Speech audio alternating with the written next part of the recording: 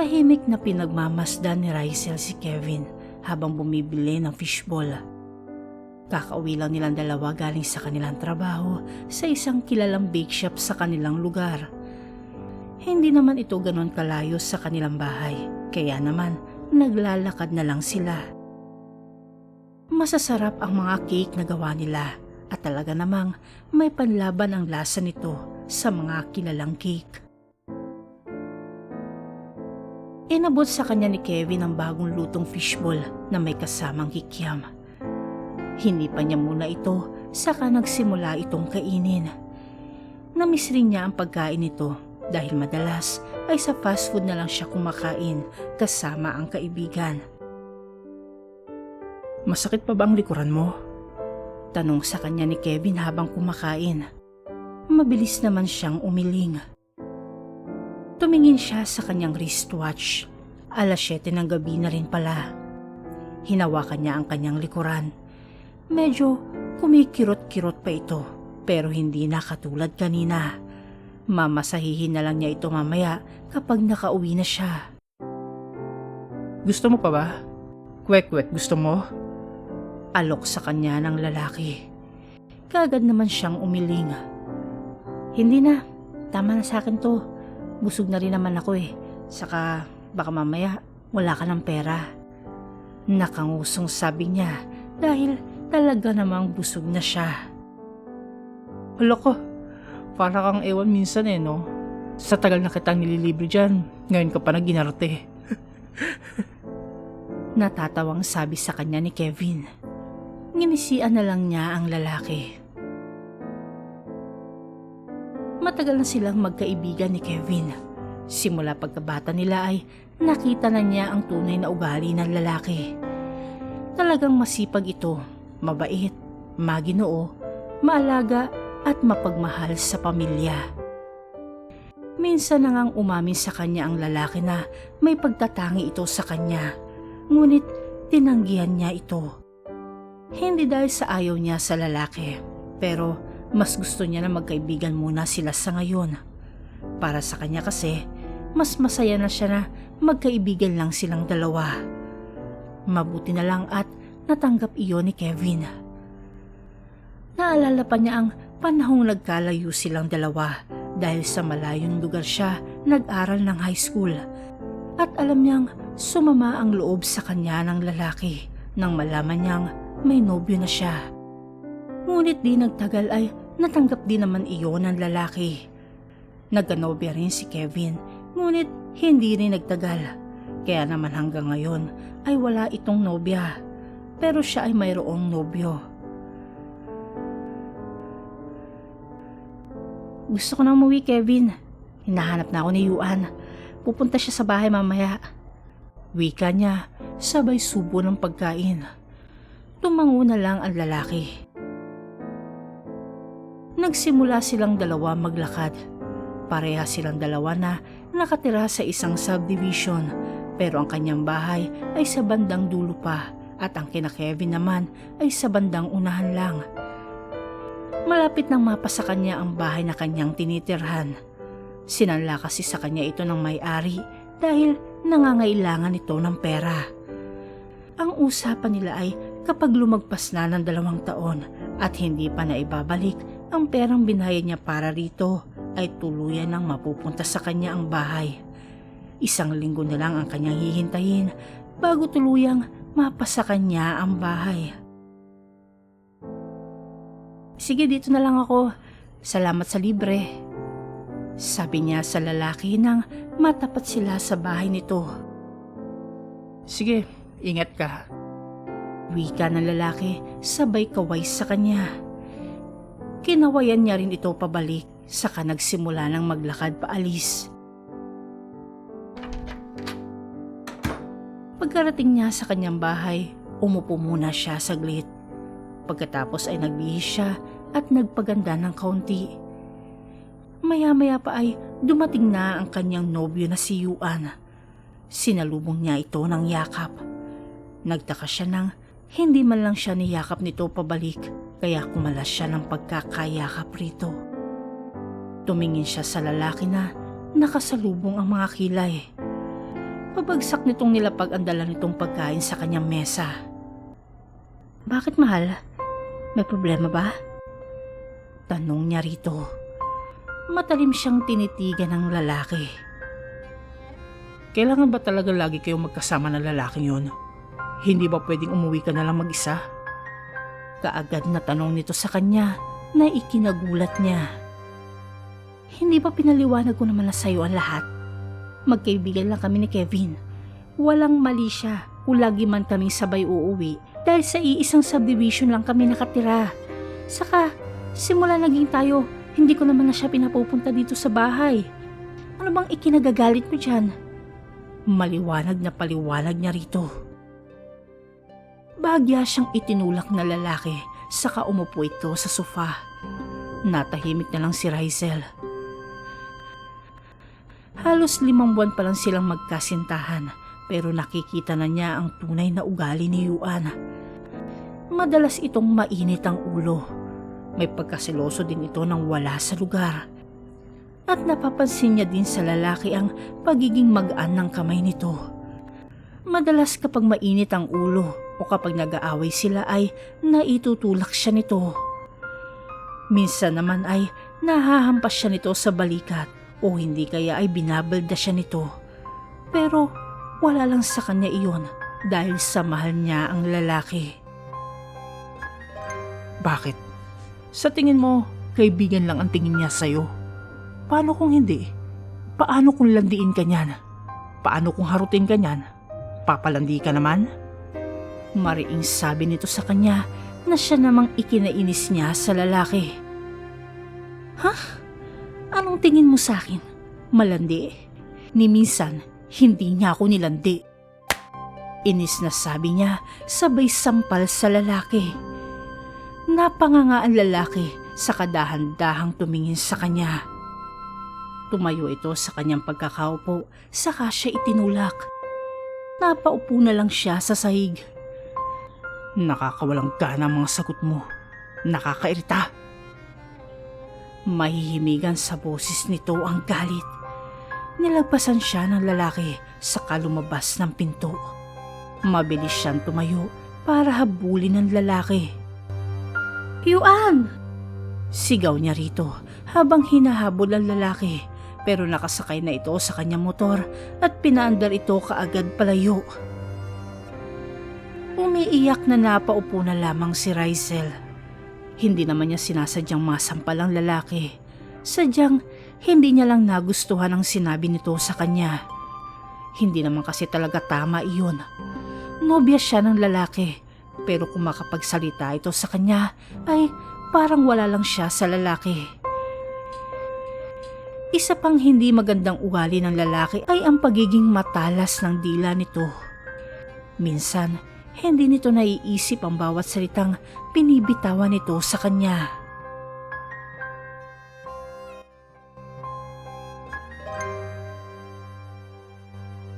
Ayos ka lang ba? Tanong sa kanya ni Kevin. Sinuklay niya ang kanyang buhok. Pakiramdam niya, pagod na pagod siya ngayong araw. Sa bagay, marami kasi silang ginawang cake para may mga stock silang cake na kahit anumang oras ay pwedeng bilhin. Nag-iwas siya ng tingin kay Kevin. Pinagpatuloy niya ang pag-aayos niya ng gamit. Matapos niyang maayos ang gamit niya sa kanyang bag, ay naglakad na siya palabas ng bake shop. Takang sinundan siya ng lalaki. Rizel, may problema ba tayo? May nagawa ba akong mali? May hindi ka ba nagustuhan na ginawa ko? Sunod-sunod na tanong ng lalaki sa kanya. Tumigil siya sa paglalakad saka napabuntong hininga. Alam niyang hindi dapat ganito ang inaasta niya sa lalaki dahil wala naman itong kasalanan. Hinarap niya ang lalaki saka bumuga ng hangin. Malamlam ang mga mata nitong nakatingin sa kanya. Hindi niya maiwasang maawa dito dahil kahit anong pagsusungit at minsan ay pagbabaliwala niya kay Kevin ay wala itong ibang sinukli kung hindi kabutihan. Lagi itong nag-aalala sa kalagayan niya. Ramdam niya ang concern nito sa kanya.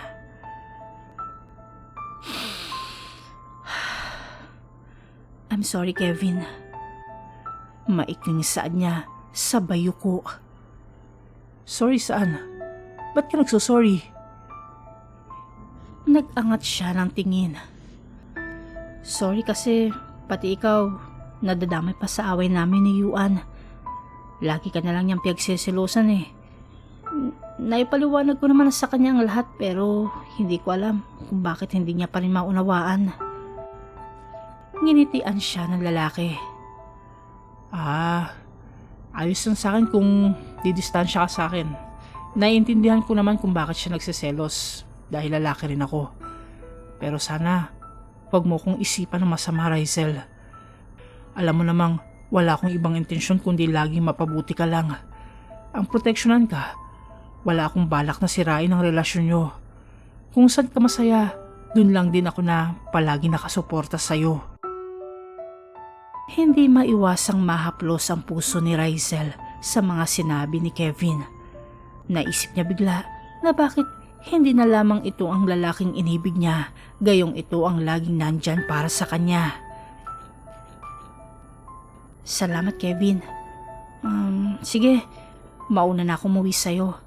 Huwag muna tayong sabay umuwi ngayon. Tumango ito. Sige, mag-iingat ka. Tatambay muna ako dito saglit. Nginitian na lamang niya ito. Pagkatapos ay tumalikod na siya at naglakad palayo. Humuntong hininga siya. Hindi pa naman siya sanay na nag-iisa lang tuwing uuwi. Habang naglalakad siya ay may biglang sumitsit sa kanya. Psst! Nanindig ang kanyang mga balahibo. Patuloy pa rin siya sa paglalakad. Kita niya sa gilid ng kanyang mga mata na may anino na isang bata na nakatayo sa gilid ng isang puno. Napapikit na lamang siya. Hindi naman siya talagang nakakakita pa ng multo, pero lagi siyang nakakakita ng mga anino. Padaan-daan lang ang mga ito. Lagi niya itong nakikita sa gilid ng mga mata niya at naririnig niya din ang mga sinasabi nito. Ate, laro tayo. Malamig na boses na sabi nito na pakiramdam niya ay nasa tabi niya lang. Nanindig na ang mga balahibo niya, ngunit patuloy lang siya sa paglalakad. Diyos ko po, gabayan niyo po ako. Ilayo niyo po ako sa mga kaluluwang hindi matahimik. Mahinang usal niya. Hindi pa man siya nakakakita ng multo talaga na mismong sa harapan niya ay takot talaga siya sa mga ito. Pilit niya mang sinasabi sa kanyang sarili na hindi dapat katakutan ang patay, ngunit hindi niya talaga maiwasang matakot. Duwag na kung duwag, pero ganoon ang nararamdaman niya. Pilit niya lang nilakasan ang loob niya.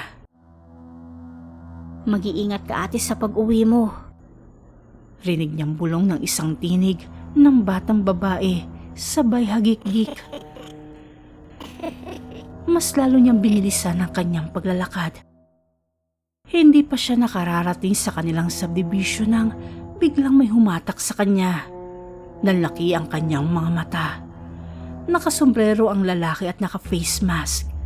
Hindi ito makilala dahil sa mata lang ang kita. Nandito sila sa madilim na parte ng kalsada kung saan walang ilaw. Malawak na lupain ang nasa gilid ng kalsada dahil wala pa masyadong mga gusali sa lugar nila. Iilan pa ang mga kabahayan at ginagawa pa lang ang mga subdivision. Wala rin masyadong dumadaang sasakyan sa lugar na ito dahil na rin sa hindi pa masyadong matao rito. Sino ka? Bitawan mo ko! Sigaw niya, sabay sipa sa lalaki, ngunit nakailag ito. Subukan mong sumigaw. Ipuputo ko ito sa ulo mo. Bulong ng lalaki sa kanyang tenga. Naramdaman na lamang niya ang baril nito sa tagiliran niya.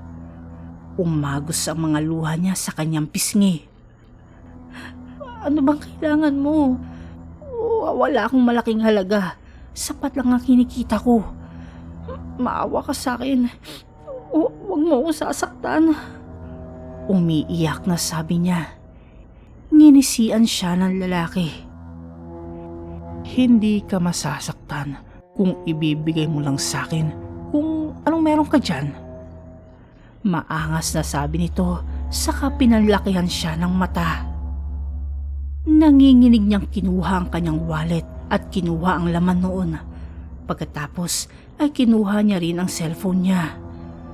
Nagulat na lamang siya nang biglang tumilapon ang lalaki sa gilid ng kalsada. Nakita niya si Kevin na pinagsusuntok ang lalaki. Ilang beses sinuntok ni Kevin ang lalaki. Kitang-kita niya ang galit sa mukha ni Kevin. Tumigil lang ito sa pagsuntok na makitang hindi na kayang lumaban ng lalaki. Pagkatapos ay lumapit ito sa kanya, saka hinawakan siya sa balikat.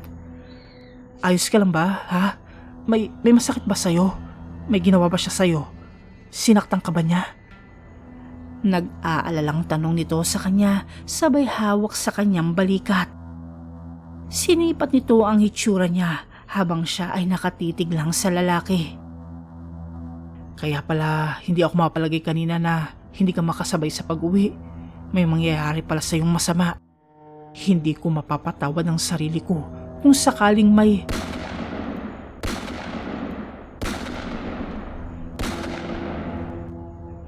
Hindi na natapos ni Kevin ang kanyang sasabihin nang sunod-sunod ang putok ng baril na tumama sa kanyang likuran. Kevin! Malakas na sigaw ni Rizel. Nakatingin sa kanya si Kevin hanggang sa duguan itong bumagsak sa sahig. Umagos ang dugo nito sa kalsada. Sinamantala ito ng lalaki. Kinuha nito ang hawak niyang pera at cellphone, sabay karipas ng takbo.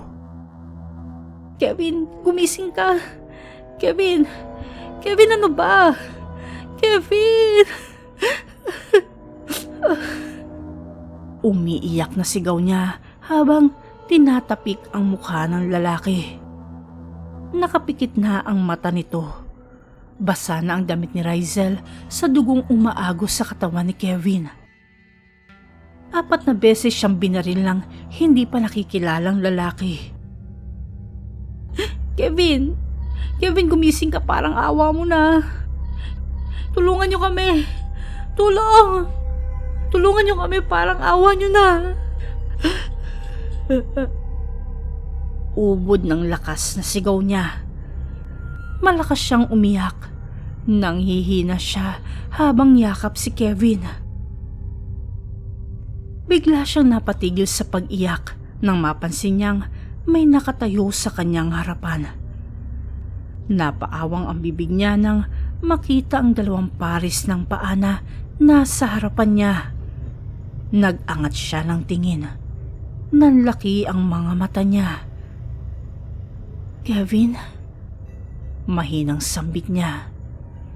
Nakatayo sa kanyang harapan ang kaluluwa ng lalaki.